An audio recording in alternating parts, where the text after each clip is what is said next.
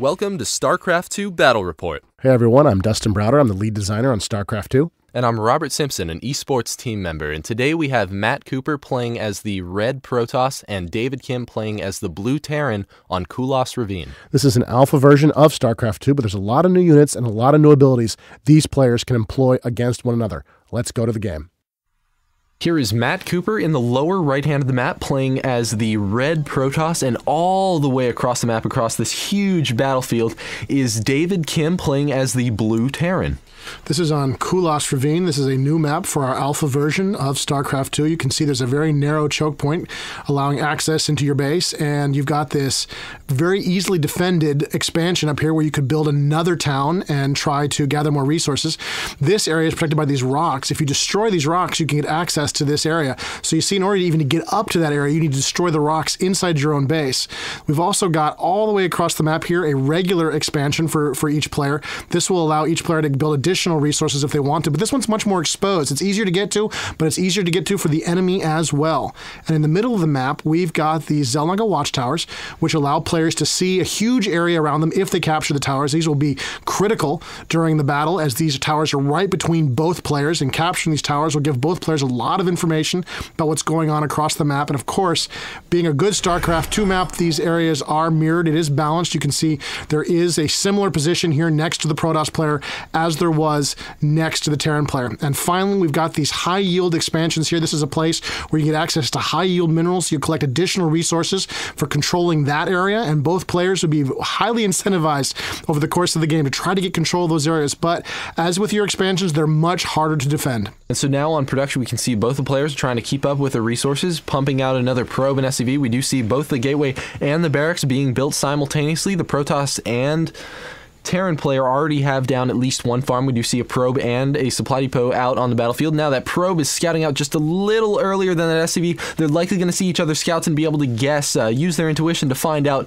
where the other player is. We do see the Protoss player throw down an assimilator, so we're probably going to see him going for a cybernetics core and likely warp gates. Yeah, absolutely. It's a very standard approach for the Protoss these days in the alpha version of StarCraft 2. And you can see the Terran player has, of course, spotted the probe. He sees what's going on and he's moving away. Both players are trying to find out where the other player is located. This is very important in StarCraft 2, as it was in the original StarCraft. The more information you have, the better off you're going to be over the course of a battle. And back at Matt Cooper's base, we do see that assimilator is absolutely finished, and he's already mining from it with a total of 3 probes. So he's trying to get the most that he can out of that assimilator. Now we see that gateway hasn't started producing anything yet. He was saving up his minerals so that he can throw down that cybernetics core. He's relying on the size of the map here to protect himself. He's not building any ground troops because he knows it's a long distance from his base to the enemy base. So he's going to rely on that and hope the enemy doesn't get here anytime soon, allowing him to tech up a little bit more quickly.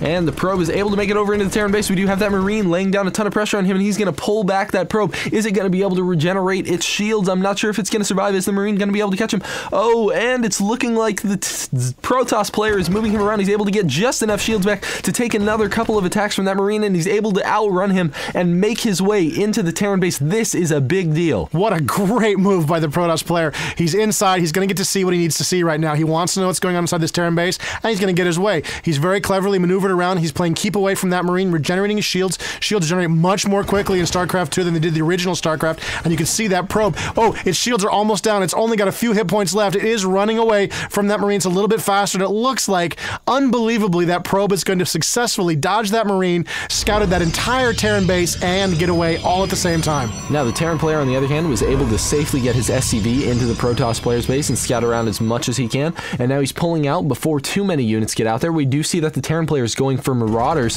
which is pretty bad news for the Protoss player at this point, because he did just build the Stalker. Yeah, absolutely. So the Stalker is a great... Oh, and it looks like that probe almost got caught again by the SCV, but it does manage to get away, and here comes the Stalker. Now, the Stalker is a very dangerous Protoss grounding. It can shoot ground and air, and of course it has an ability to blink, which allows it to teleport anywhere it wishes to go within a short distance. Now, the absolute perfect counter for this unit is the Terran Marauder. It's a heavy ground infantry unit that fires concussion missiles, does a lot of damage to armored units like the Stalker, and it's the perfect choice to deal with this mobile Protoss threat. Is that SCV going to go? Yes, the final shot. We've got a Marauder engaging that Stalker. Both the units volleying at each other at the exact same time. We see lots of damage getting laid down. Who's going to win? Is it going to be the Marauder or the Stalker? Oh, and the Marauder is just able to get off that last shot right before the Stalker was able to kill him. small gain for the Terrans, but still a gain nonetheless, as he takes down that Stalker that was threatening his base. And we see the Terran player here is actually planning on expanding. He's got a command center in production down at the very bottom of the screen. He's probably going to fly that up to that plateau just south of his base, where he will be able to harvest safely, and the Protoss player may be unaware of it for quite some time unless he gets some flyers out to have a look at what's going on.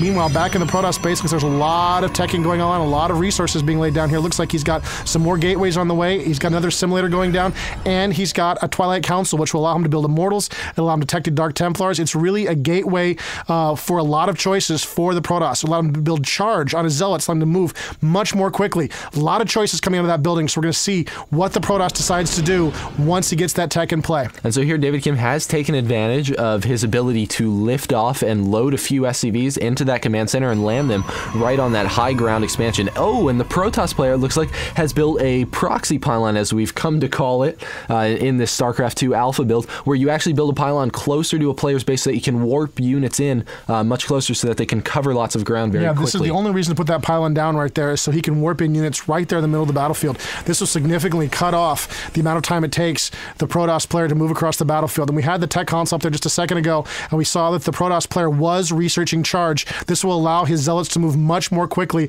will allow him to catch, hunt down, and destroy those Marauders. And looking at the resourcing, we see both players are pretty even in their resourcing, so it looks like it's still a very, very close game. And there's the proxy pylon in operation. You can see all those forces just warped in there out of nowhere. Looks like the Marauders don't want to fight them quite yet. They're going to back up, hope not to be seen, but they are seen. Now the Stalkers are going to take some damage here from the Marauders, but it looks like the Terran player is really taking a beating. And oh wow, he's pulled one Stalker back, drawing